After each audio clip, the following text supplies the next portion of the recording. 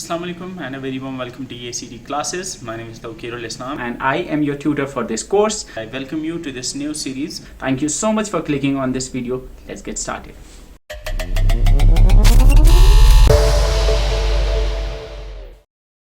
अब नेक्स्ट जो स्कीम है जो आपके सिलेबस में स्पेसिफिकली मेंशन की गई है दैट इज़ जननी सुरक्षा योजना। जननी सुरक्षा योजना को 2005 अप्रैल 2005 में ministry of health and family welfare ने लॉन्च किया था। अब यहाँ पे जब आप कोई टर्म देखते हो ना तो इट्स इंपॉर्टेंट कि आप समझो। जननी, फिर से मैं बोलूँगा, जननी कहते हैं मदर को कहते हैं, जो जन्म देती है बच्चे को उसको जननी कहते हैं, जो जन्म देती है। सुरक्षा यानी उसकी प्रोटेक्शन, योजना जो यानी वो वाली स्कीम है जो मतलब मैटरनल डेथ से बचाए, यानी जो मैटरनल डेथ से औरत को बचाए। ठीक है।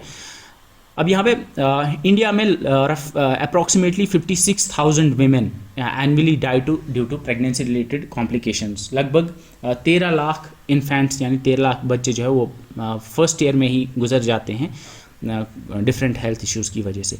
तो इसी वजह से मैटरनल हेल्थ और इन्फेंट मोर्टेलिटी को कम करने के लिए जननी सुरक्षा योजना लॉन्च की गई थी। बहुत इंपॉर्टेंट है।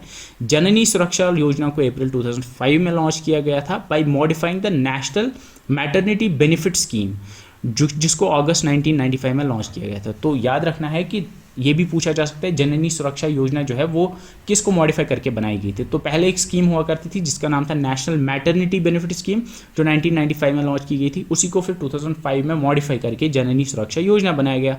ठीक है, जो कि एक कंपोनेंट था नेशनल सोशल असिस्टेंस प्रोग्राम का। ये आपको याद रखने की ज़रूरत नहीं, बस ये याद रखना है कि नेशनल मैटरनिटी बेनिफिट प्रोग्राम को ही मॉडिफाई करके जननी सुरक्षा योजना बनाया गया। जो नेशनल मैटरनिटी बेनिफिट स्कीम था ये रूरल डेवलपमेंट के अंडर आती थी, फिर उसको ट्रांसफ़र किया गया 2001-2002 में to the department of health and family welfare. ये भी नहीं पूछा जाएगा। अब जो नेशनल मैटरनिटी बेनिफिट स्कीम हुआ करती थी इसमें 500 rupees per birth up to 2 live birth दिए जाते थे। मतलब जो लाइव बर्थ का मतलब होता है बच्चा जो लाइव होगा, जिंदा होगा। ठीक है, हर औरत को 2 बच्चों के लिए 500 रुपये दिए जाते थे हर बर्थ के लिए। ठीक है, ये इंपॉर्टेंट है। 500 rupees per birth up to 2 live, ये याद रखना। ये जननी सुरक्षा योजना के अंडर ये नेशनल NMBS के अंडर दिया जाता है। ठीक है, ये जननी सुरक्षा योजना के अंडर नहीं, ये पहले जो लाइक हुआ करती थी जननी सुरक्षा योजना पहले हुआ करती थी उसमें ये दिए जाते थे। ठीक है, to pregnant women who have, उनकी एज जिनकी 19 से कम अगर एज होती थी तो उनको ये नहीं दिया जाता था, और जो BPL हुआ करती थी उनको ये दिया जाता था। तो यहाँ पे इंपॉर्टेंट है, ये बहुत इंपॉर्टेंट है। इस पे तो क्वेश्चन डेफिनेटली आएगा। अब वो किस स्कीम में से आएगा वो नहीं पता, लेकिन इस पे तो क्वेश्चन आएगा कि कितना बेनिफिट दिया जाता था। नेशनल मैटरनल बेनिफिट स्कीम में 500 रुपये दिए जाते थे 2 बर्थ्स के लिए पर बर्थ प्रेग्नेंट वुमेन को जिन्होंने 19 साल की एज अटेन की थी। यानी क्या क्या एलिजिबिलिटी थी? पहला था कि 19 साल की एज होनी चाहिए, दूसरी वो BPL औरत होनी चाहिए, और मतलब BPL हाउस होल्ड से बिलोंग करनी चाहिए, और तो ये कि लाइव बर्थ होनी चाहिए। तो 2 बर्थ्स के लिए 500 रुपये दिए जाते थे।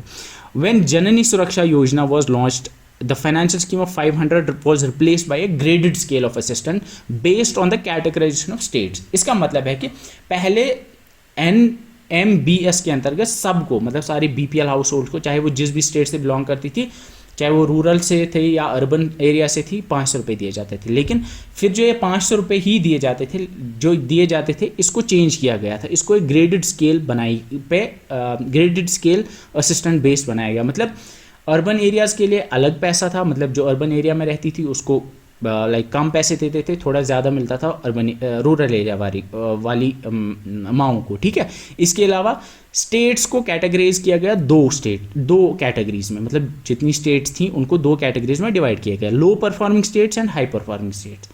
अब लो परफॉर्मिंग स्टेट्स कौन सी थी? लो परफॉर्मिंग स्टेट्स ऐसी थी जहाँ पे इंस्टीट्यूशनल डिलीवरी 25% से कम थी। मतलब ऐसी स्टेट्स जहाँ पे डिलीवरीज जो होती थी वो 25% से कम होती थी in hospitals, public health centres, उनको लो परफॉर्मिंग स्टेट कहा गया। मैं फिर से बताता हूँ, ऐसी स्टेट्स जहाँ पे इंस्टीट्यूशनल डिलीवरी यानी जहाँ पे हॉस्पिटल्स वगैरह में डिलीवरी, मतलब ज़्यादा डिलीवरीज जो होती थी वो घर पे ही होती थी। ऐसी स्टेट्स जहाँ पे 75% लगभग डिलीवरीज घर पे ही होती थी, उनको लो परफॉर्मिंग स्टेट्स में रखा गया। और ऐसी स्टेट्स जहाँ पे 25% से ज़्यादा डिलीवरीज इंस्टीट्यूशनल डिलीवरीज थी, यानी हॉस्टल्स में जहाँ पे 25% से ज़्यादा डिलीवरीज हॉस्टल्स में होती थी, उनको हाई परफॉर्मिंग स्टेट में क्लासीफाई किया गया। और इसमें जो मैंने फिर से बताऊँगा, जो EAG ग्रुप है, यानी जो 8 स्टेट्स हैं जो एम्पावर्ड एक्शन ग्रुप में आती थी, कौन कौन सी, यूपी, उत्तराखंड, MP, छत्तीसगढ़, बिहार, झारखंड, राजस्थान, उड़ीसा, इसके अलावा आसाम और Jammu and Kashmir, in total 10 states को लो परफॉर्मिंग स्टेट्स में रखा गया। तो ये पूछा जा सकता है कल को कि जननी सुरक्षा योजना के अंतर्गत जम्मू एंड कश्मीर किस में आता है, तो याद रखना ये लो परफॉर्मिंग स्टेट्स की कैटेगरी में आता है, ठीक है, along with the 8 states of EAG and the 9 state of, total कितनी स्टेट्स हैं लो परफॉर्मिंग स्टेट्स, 10, बाकी जो बचती हैं उनको हाई परफॉर्मिंग स्टेट्स में रखता है। अब इस सब का मकसद क्या है, अब लो परफॉर्मिंग स्टेट्स जो हैं उनमें जो जननी सुरक्षा योजना के अंतर्गत जो पैसे दिए जाते हैं वो ज़्यादा दिए जाते हैं in comparison to high performing states में। मतलब अगर जननी सुरक्षा योजना के अंतर्गत, फॉर एग्जांपल हम आगे देखेंगे कि अगर जननी सुरक्षा योजना के अंतर्गत लो परफॉर्मिंग स्टेट में 1400 रुपये दिए जाते हैं, तो लो परफॉर्मिंग स्टेट में, हाई परफॉर्मिंग स्टेट में सिर्फ 1000 रुपये दिए जाते हैं। अब हम देखेंगे एग्जैक्टली कि होता क्या है, ठीक है। अब जननी सुरक्षा योजना का मकसद क्या है, वो है मैटरनल और इन्फेंट मोर्टेलिटी, यानी माँ को और बच्चे की मोर्टेलिटी, मतलब उनकी डेथ को कम करना, उनको रिड्यूस करना bye promoting the institutional delivery. Institutional delivery यानी ये चीज़ प्रमोट करना कि लोग डिलीवरी कहाँ पे करवाए, हॉस्पिटल में करवाए, प्रेग्नेंट वुमेन की डिलीवरी हॉस्पिटल में हो, हेल्थ सेंटर में हो, इसको प्रमोट करना ताकि मैटरनल और इन्फेंट मोर्टेलिटी कम हो, specially for the weak and socio economic status like social caste, social tribes या BPL हाउस होल्ड की जो वुमेन है, स्पेशली उन पे फोकस किया गया। तो इसका जो मकसद है वो है मैटरनल और इन्फेंट मोर्टेलिटी को कम करना bye promoting the institutional delivery, ठीक है। अब कौन कौन से एलिजिबल हैं इसके लिए, बहुत इंपॉर्टेंट है। पहले अगर आपको याद होगा, जो नेशनल मैटरनिटी बेनिफिट स्कीम था उसमें सारी जो BPL औरतें जिनकी एज 19 थी वो एलिजिबल होती थी इनके लिए, लेकिन अब यहाँ पे एलिजिबिलिटी जो जननी सुरक्षा योजना के अंतर्गत है वो थोड़ा डिफरेंट है। जो लो परफॉर्मिंग स्टेट्स हैं, जो 10 स्टेट्स मैंने बोली, उनमें सारी प्रेग्नेंट वुमेन को जो गवर्नमेंट हेल्थ सेंटर्स में डिलीवर करती हैं उनको मिलती है असिस्टेंस, फाइनेंशियल असिस्टेंस, उनको पैसे मिलते हैं।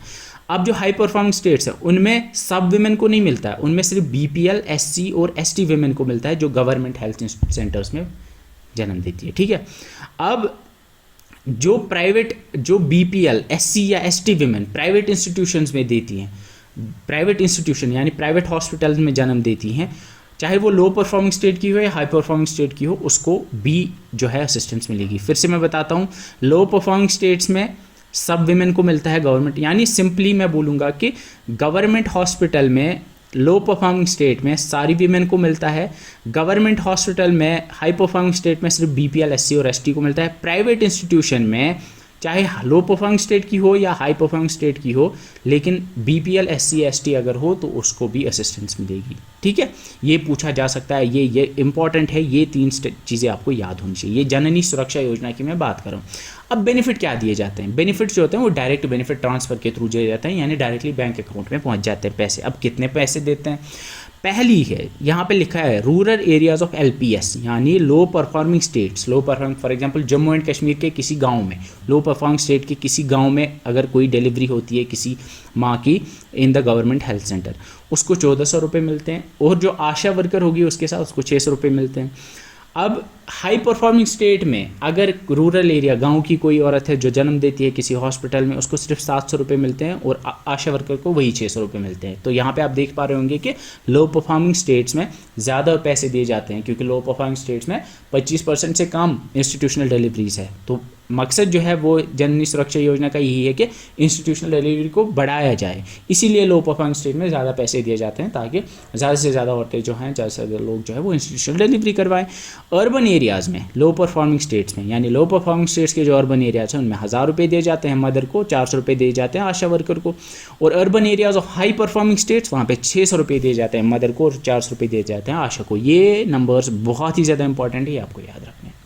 इसके अलावा अगर कोई एक्सपेक्टेड वुमेन है जो BPL कैटेगरी से बिलोंग करती है और अगर वो घर पे ही जन्म देती है, उसको 500 रुपये दिए जाते हैं regardless of the women, number of children etcetera, ठीक है। अब ये BPL कैटेगरी के स्पेशली बस इंपॉर्टेंट जो है वो ये 4 हैं और ये 3 है, ये बहुत इंपॉर्टेंट है। जननी सुरक्षा योजना में क्वेश्चन अगर आएगा तो वो इस पे आएगा मेरे हिसाब से, ठीक है।